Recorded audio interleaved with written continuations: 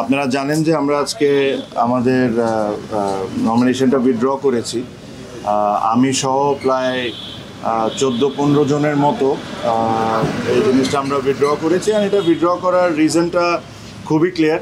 এখানে আমার কাছে মনে হয় না যে আমাকে খুব ডিটেলসে বা ব্যাখ্যা করে আপনাদেরকে কোনো কিছু বলার আছে। আমি শুরুর থেকে একটা কথা বলে আসছি যে ইলেকশনটা কোন দিকে যাচ্ছে বা কিভাবে হচ্ছে এই জিনিস নিয়ে আপনারা সবাই এখন ক্লিয়ার। যখন যেমন মনে হচ্ছে, যখন যা মনে হচ্ছে তখন তা করা হচ্ছে। এটা আসলে ইলেকশন না, এটা ইলেকশন না। আর ক্রিকেটের সাথে জিনিসটা কোনো দিক থেকেই মানায় না। আপনারা আই এম শিওর যখন ইসি তালিকা দিবে যে আজকে কারা কারা উইথড্র করেছেন, তাদের নামগুলো আপনারা দেখলেই বুঝতে পারবেন যে তারা সবাই তাদের জায়গার থেকে হেভি ওয়েট, তাদের ভোট ব্যাঙ্কও ইটস ভেরি স্ট্রং। এটা হলো আমাদের একটা ওয়ে অফ প্রোটেস্ট, যে এখান থেকে এসে যে এই নোংরামির পার্ট আমরা থাকতে পারবো না। এখানে ধরেন বিভিন্ন ধরনের বিভিন্ন সময় অনেক ধরনের কথা বলা হয়েছে, but end of the day আমার কাছে মনে হয় যে এই নোংরামির সাথে আমরা কোনো দিক থেকে কোনোভাবে পার্ট রাখতে পারবো না। আর সেকেন্ডলি আমি একটা জিনিস সবসময় বলছি, বাংলাদেশ ক্রিকেট এটা ডিজার্ভ করে না, বাংলাদেশের ক্রিকেট ফ্যানরাও এটা ডিজার্ভ করে না।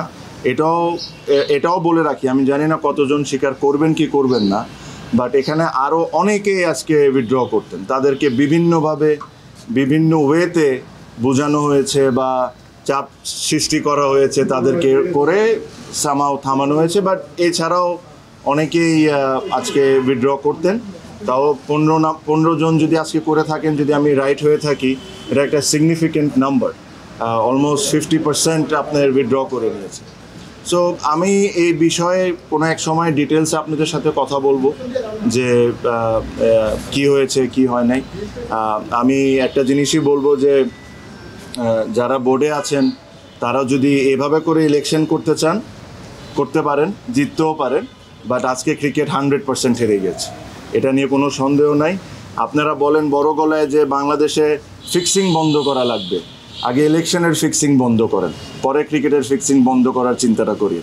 সো আমার এর চেয়ে বেশি কিছু বলার নাই। আমার কাছে মনে হয় যে এটা স্পষ্টভাবে ক্লিয়ার সবার কাছে, কারা কারা কোন সময় কারা কোন ধরনের ইনভলভমেন্ট এখানে রেখেছেন, কী ধরনের ইন্টারফারেন্স হয়েছে। নিয়ম ইচ্ছামতগত সুবিধার মতো যে সময় দরকার ও সময় চেঞ্জ করা হয়েছে। আর এটার সাথে কারা কারা জড়িত একদম স্পষ্টভাবে ক্লিয়ার। আমি এর চেয়ে বেশি আর কোনো কথা বলবো না, বাট ইনশাল্লাহ ভবিষ্যতে আমি এটা নিয়ে অবশ্যই কথা বলবো। আমি আমার স্পিচ এই কথাই বলে শেষ করব যে এই ইলেকশন বাংলাদেশ ক্রিকেট বোর্ডের জন্য একটা কালো দাগ হয়ে গেল।